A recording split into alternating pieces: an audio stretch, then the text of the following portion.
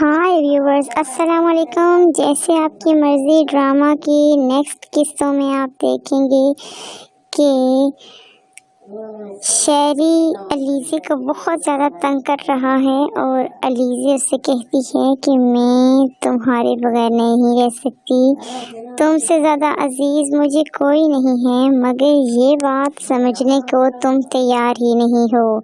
پیارے دوستو، علیزے اس کو جو مرضی سمجھا لے، لیکن اس کی سمجھ میں یہ بات پڑنے والی ہی نہیں ہے، کیونکہ اس کی پرسنالٹی ہی ایسی ہے جس میں وہ ڈبل رول ادا کر رہا ہے۔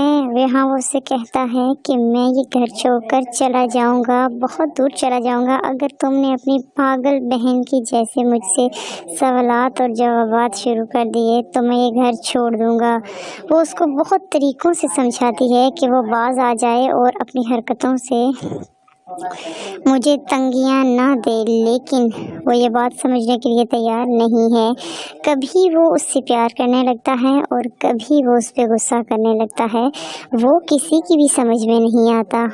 اس کی ماں کے گھر بیٹھا ہوتا ہے تو علیزے کی ماں کہتی ہے کہ شیری علیزے سے بہت محبت کرتا ہے، علیزے بھی اس سے بہت زیادہ محبت کرتی ہے اور اس کی بہت زیادہ عزت بھی کرتی ہے، جبکہ اس کی ماں کی یہ سمجھ میں بات نہیں آ رہی کہ شیری ایک ایسا ڈیفیکلٹ کوسچن ہے جو علیزے کی سمجھ میں نہیں آ رہا ہے۔ اس کا باپ کہتا ہے تم کہتی ہو کہ یہ اس کی عزت کرتی ہے، جبکہ میرا خیال ہے کہ جن زنجیروں کی عزت کی جائے اس کا کوئی فائدہ نہیں ہے۔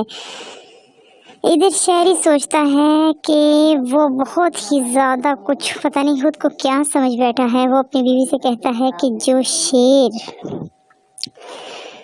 اپنی مینڈک سے ڈر جائے تو پھر اس کو شیر نہیں بلکہ ایڈیٹ کہتے ہیں، مینڈک اس کے سامنے کھڑا ہو جائے تو اس کو ایڈیٹ ہی کہا جاتا ہے۔